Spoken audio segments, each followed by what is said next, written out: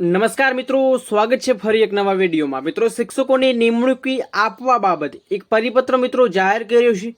મિત્રો, આ તારીખ સુધીમાં તમામને હાજર મિત્રો કરાશે ને આખરે જાહેર થયું છે ડીઈઓ નું લેટર, જે મિત્રો આપણે લાંબા સમયથી રાહ જોઈને બેઠેલા હતા કે ક્યાં સુધીમાં જે આપણને ભલામણ પત્ર સાથે મિત્રો નિમણૂક પત્ર આપવાની જે કાર્યવાહી કરવામાં ક્યાં સુધીમાં આવવાની હતું, તો એનો આખરે એનો શિક્ષણ જિલ્લા અધિકારી દ્વારા કચેરીથી તમામને આ પરિપત્ર છે મિત્રો સોંપી દેવામાં આવ્યું છે। મિત્રો, લાંબા સમયથી રાહ જોતા ઉમેદવારો માટે ખુશખબરી છે, તો એ પરિપત્રની સંપૂર્ણ માહિતી આપવાનો છું। વિડીયો ખાસ પૂરો જોજો। જે ઉમેદવારો મિત્રો પસંદગી પામેલા છે, તો એવા ઉમેદવારોની જે નિમણૂકી લઈને જે ઘણા લાંબા સમયથી રાહ જોઈને બેઠેલા છે, તો એ ડીઈઓ નું લેટર છે મિત્રો ખાસ જોવાનું ભૂલશો નહીં। વધુ માહિતી મિત્રો આપણે વિડીયોમાં આપવાના છે ને ખાસ મિત્રો સવારમાં એક વિડીયો પણ મૂક્યો હતો, જેમાં ફાઇનલ શાળા ફાળવણી મહત્વની ખુશખબરી હતી, જેમાં મિત્રો આવતીકાલે અથવા આજ સાંજ સુધી મિત્રો ક્યાં સુધીમાં ઓર્ડર લેવાની છે, તારીખ અને સ્થળ એ વિગતો હશે ને દરેક ઉમેદવારને પોતાની લોગિનથી એ ડાઉનલોડ પણ કરી શકશે। એનો પરિપત્ર પણ મિત્રો આવવાનો હતો અને 7મા મહિનામાં એટલે કે ટૂંક સમયમાં એનો જે નિમણૂકી આપવાનો હતો એ આપણે સવારમાં વિડીયો મૂક્યો હતો અને સાંજ અથવા કાલની વાત કરી હતી, તો આજે સાંજે પરિપત્ર આવી ગયો છે। જે પત્રની વાત કરી હતી, જે તમને અહીંયા સ્ક્રીન ઉપર જોવા મળ્યું છે, અને સવારમાં એક વિડીયો પણ મૂક્યો હતો, તો એની ખુશખબરી આવી છે। તો વિગતવાર માહિતી આપવાનો છું। ખાસ વિડીયો તમામ ઉમેદવારો માટે રહેવાનો છે। ખાસ મેન ટોપિક આપણે જોવાના છીએ।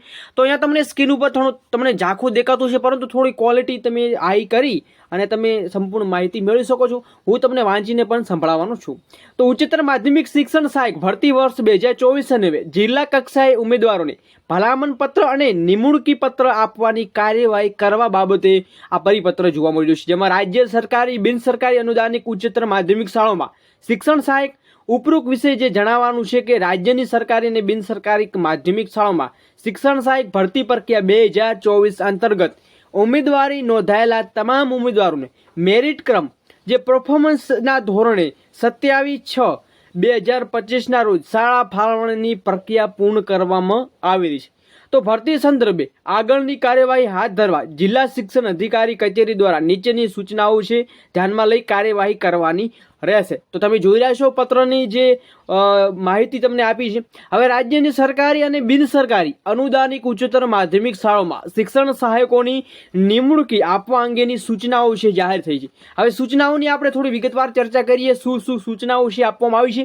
તો તમને થોડી ઝાંખું દેખાતું છે, થોડી ક્વોલિટી પણ મિત્રો વધારી દેજો અને હું તમને વાંચીને પણ સંભળાવું છું। તો ખાસ વિડીયો ઉપર બન્યા રહેજો। રાજ્યની સરકારી ઉચ્ચતર માધ્યમિક શાળાઓમાં જે આપના જિલ્લાની ફાળવેલી થયેલા ઉમેદવારોની નિમણૂકી હુકમ મળી રહે તે માટે 3/7/2025 રોજ એટલે કે ગુરુવારથી 11 કલાકે જિલ્લા કક્ષાએ સંબંધિત જિલ્લા શિક્ષણ અધિકારી જિલ્લા શિક્ષણ માટેનું કેમ્પનું આયોજન કરવાનું રહેશે। તમે જોઈ રહ્યા છો 3/7/2025। હવે રાજ્યની બિનસરકારી અનુદાનિક ઉચ્ચતર માધ્યમિક શાળામાં જિલ્લા ફાળવણી થયેલા ઉમેદવારોને ભલામણ પત્ર અને નિમણૂક હુકમ એક સાથે મળી રહે તે માટે 8/7/2025 રોજ મંગળવારે સવારે 11 કલાકે જિલ્લા કક્ષાએ જે રાબેતા જિલ્લા શિક્ષણ અધિકારી શિક્ષણ સહાયક માટેનું કેમ્પનું આયોજન પણ કરવામાં આવેલું છે। મિત્રો, સરકારી ઉચ્ચતર માધ્યમિક શાળાઓમાં શિક્ષણ સહાયકોની નિમણૂકી માટે જિલ્લા શિક્ષણ અધિકારી કક્ષાએ નિમણૂકી હુકમ ડાઉનલોડ કરી સહી સિક્કા સાથેની નિમણૂક હુકમ જિલ્લા કક્ષાએ નિયત થયેલા સ્થળ આયોજિત કેમ્પમાં ઉમેદવારોએ નિમણૂક હુકમ મળી રહે તે મુજબ વ્યવસ્થા ગોઠવવાની રહેશે। તમે જોઈ રહ્યા છો। અને બિનસરકારી અનુદાનિક ઉચ્ચતર માધ્યમિક શાળાઓમાં શિક્ષણ સહાયકોની નિમણૂકી માટે જિલ્લા શિક્ષણ અધિકારી કક્ષાની ભલામણ તથા નિમણૂક હુકમ ડાઉનલોડ કરી નિમણૂક છે એ સત્તા અધિકારી સહી સિક્કા સાથે આપવાનું રહેશે। મિત્રો, બીજી અપડેટ એ છે, તમે જોઈ રહ્યા છો સ્ક્રીન ઉપર, કે જિલ્લા શિક્ષણ અધિકારી કક્ષાએથી આપેલી માહિતી મુજબ સરકારી અને બિનસરકારી અનુદાનિક ઉચ્ચતર માધ્યમિક શાળાઓમાં શિક્ષણ સહાયક નિમણૂક હુકમ આપવા અંગે કેમ્પનું સ્થળ ઉપરોક્ત સૂચવેલા તારીખ સમય સ્થળ પર ઉમેદવારો ઉપસ્થિત રહેવા અંગે શાળા ફાળવણી પત્રમાં સૂચના આપવામાં આવેલી છે।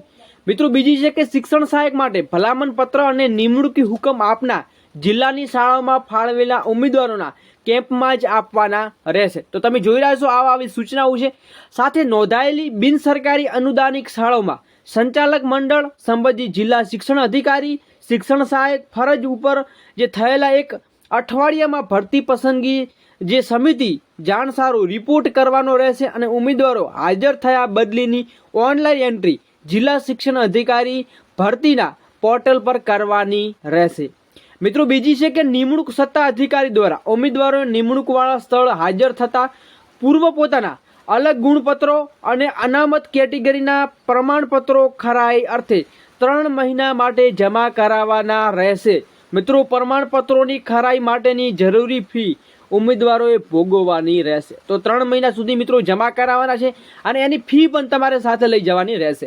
ઉમેદવારો રજૂ કરેલા લાયકાતના પ્રમાણપત્રો કે અન્ય પ્રમાણપત્રો નિમણૂક સમય કે નિમણૂક બાદ કોઈ પણ સમયે ખોટા હોવાનું કે સરકારશ્રીના ઠરાવો પ્રમાણે લાયક ધરાવતા ન હોવાનું જણાય તો ઉમેદવારોની નિમણૂકી રદ કરવાની કાર્યવાહી આપની કક્ષાએથી કરવાની રહેશે, જેની ખાસ નોંધ લેવી. તમે જોઈ રહ્યા છો આવા મુદ્દાઓ છે, આવી સૂચનાઓ છે એ વિભાગ તરફથી જાહેર કરી છે.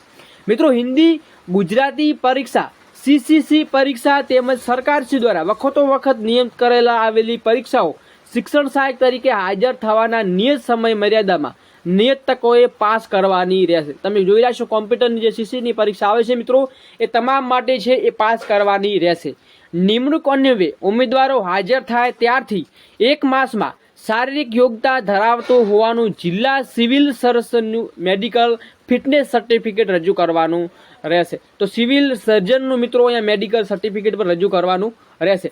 સંદર્ભે મિત્રો જે જોગવાઈ પ્રમાણે મિત્રો અહીંયા તમે જોવા મળી રહ્યું છે કે 18/8 મુજબ નોંધાયેલા બિનસરકારી અનુદાનિત શાળામાં મંડળ પસંદગી થયેલા ઉમેદવારોને નિમણૂક હુકમ ન આપે ત્યાં સુધી ફરજ પર હાજર થવા ન દે તેઓ પણ જે કેસોમાં ગુજરાત માધ્યમિક ઉચ્ચતર માધ્યમિક શિક્ષણ અધિનિયમ મુજબ મિત્રો કાર્યવાહી કરવાની રહેશે. તો તમે જોઈ રહ્યા છો આટલા નિયમો તમને જોવા મળી રહ્યા છે. હવે આગળનો એક નિયમ બીજો બાકી રહ્યો છે એની વાત કરીએ તો જે ઉમેદવારો હાલ સરકારી ગ્રાન્ટેડ પ્રાથમિક માધ્યમિક ઉચ્ચતર માધ્યમિક શાળાઓમાં મદનશીલ શિક્ષક અને શિક્ષણ સહાયક તરીકે કાર્યરત છે તેવા ઉમેદવારો સદર ભરતી પ્રક્રિયા અન્વયે નિમણૂક હુકમ મેળવ્યા બાદ મેરિટ કમ પરફોર્મન્સના ધોરણે ફાળવવામાં આવેલી શાળામાં જો શિક્ષણ સહાયક તરીકે હાજર ન થાય તો તેવા ઉમેદવારો માનસિક પગારમાંથી મિત્રો 5,000 લેખે 40 પૈકી માસમાં એમ કુલ જે મિત્રો પૈસા છે તમારા કટ જોવા રૂપિયા તમારા કટ થતા જોવા મળશે. તો તમે જોઈ રહ્યા છો અહીંયા તમને કપાત કેટલી છે તો તમે કપાત છે એ મિત્રો અહીંયા તમને સ્ક્રીન ઉપર જોવા મળી જશે. એટલી કપાત છે મિત્રો સરકારશ્રીના સંબંધિત સંદર્ભે જમા કરાવવાની રહેશે અને આવા ઉમેદવારો જો જિલ્લામાં ફરજ બજાવે છે તો જિલ્લાના સંબંધિત શિક્ષણ અધિકારીની કાર્યવાહી કરવાની રહેશે. તો મિત્રો આવી સૂચનાઓ છે તમને સ્ક્રીન ઉપર જોવા મળી છે. સંપૂર્ણ સૂચનાની આપણે ચર્ચા કરી ચૂક્યા છે. આમાંની એક પણ સૂચના છે એવી રહી નહીં ગઈ જે આપણે એની ચર્ચા નથી કરી. તો આ જિલ્લા શિક્ષણ અધિકારી જે કચેરી છે મિત્રો તમામ કમિશનર શાળાની કચેરી વિદ્યા સમીક્ષા કેન્દ્ર 19 ગાંધીનગરથી 27/6/2025 રોજ આ પરિપત્ર છે એ DELO નો લેટર છે મિત્રો એ આપણને જોવા મળી રહ્યો છે. તો ખાસ વધુમાં વધુ વિડીયો શેર કરશો ને જે નિમણૂકી બાબતે જે રાહ જોઈને બેઠેલા છે એમના માટે ખાસ અપડેટ છે અને વિડીયો જરૂરથી શેર કરશો અને નવા ચેનલ ઉપર છો આવી જ ઇન્ફોર્મેશન માટે જરૂરથી સબસ્ક્રાઈબ કરજો, બેલ આઇકન પ્રેસ કરજો અને લેટેસ્ટ અપડેટ માટે ખાસ બન્યા રહેજો. જય હિન્દ, જય ભારત.